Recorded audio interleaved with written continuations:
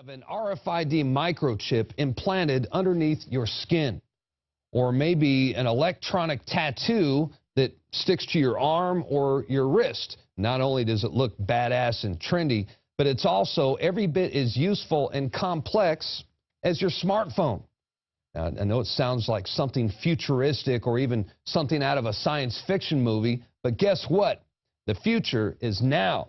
And not only does this technology already exist, but it's already being developed and implemented at a rapid and accelerated pace as the technological elite finally begin to bridge the gap between. And he provides that no one will be able to buy or to sell except the one that has the mark, either the name of the beast or the number of his name.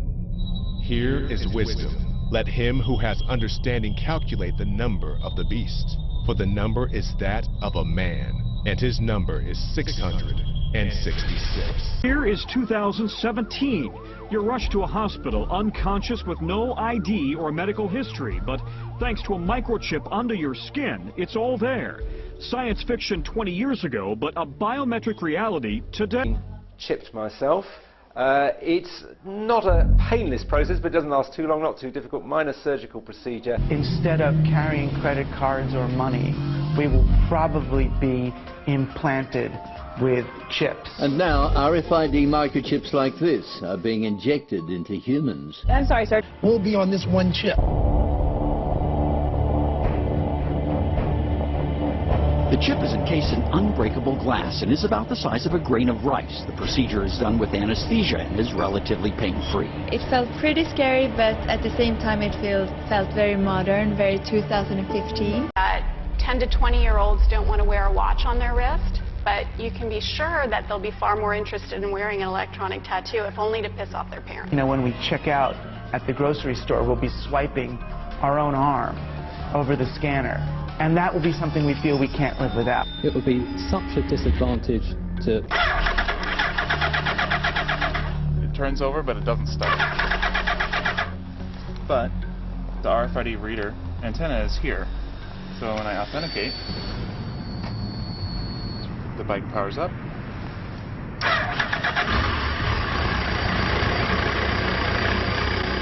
That's it. Imagine if some of these machines could be made so thin, light, and portable that they could be attached right to the surface of your skin and go where... Welcome to the future, specifically the checkpoint of the future. It is envisaged that the passenger will be able to flow through the security checkpoint without interruption. This is what IATA, which is the airline industry trade body, is hoping will become commonplace around the world. A sort of one-stop shop for security from the curb to the gate, as they say, with dignity. Even though it is called a tattoo, there is no need to pierce or puncture the skin. Instead, the device sticks on. So what we can do then is we can take this device, laminate it on the skin. There are also several products available to keep track of children. Many of them act as emergency cell phones and tracking devices, with some even able to display on a map the places your child has visited. To think something so small can connect you to everything that matters. Because I'm in love with my kids' kids. Because my car lost control while driving. Because now I'm looking out for both of us. Because I have diabetes, but it doesn't have me. Because I spend my life in the ER trying to save yours.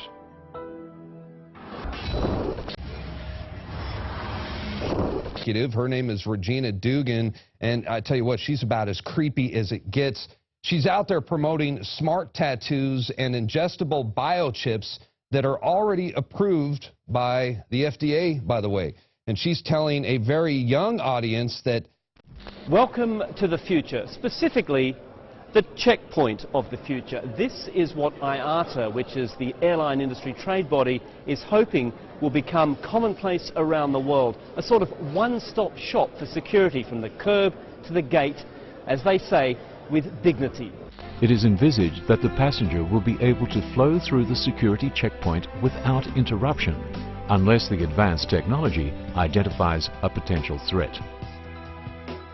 There is expected to be little or no wait time as a result of the enhanced speed at which screening can occur.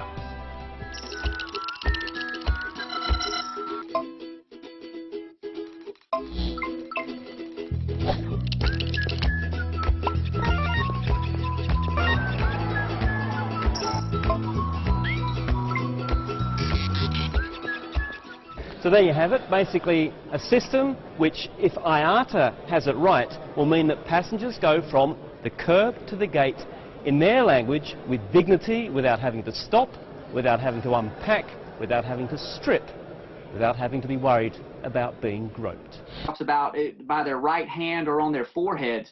You know, obviously John, who saw this vision, lived over 2,000 years ago, and he was using the best language he had to describe what he was being shown. Sure.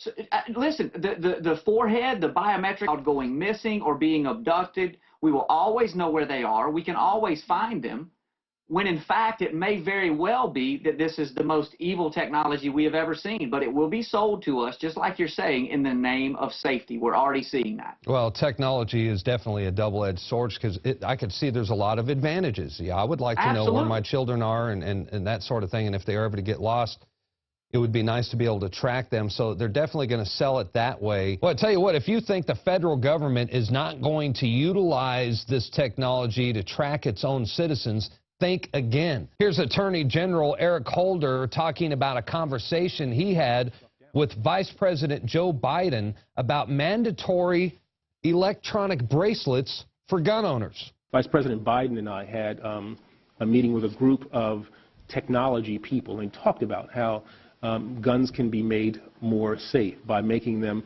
either through fingerprint identification, the gun talks to a bracelet or something that you might wear, how guns can be used only by the person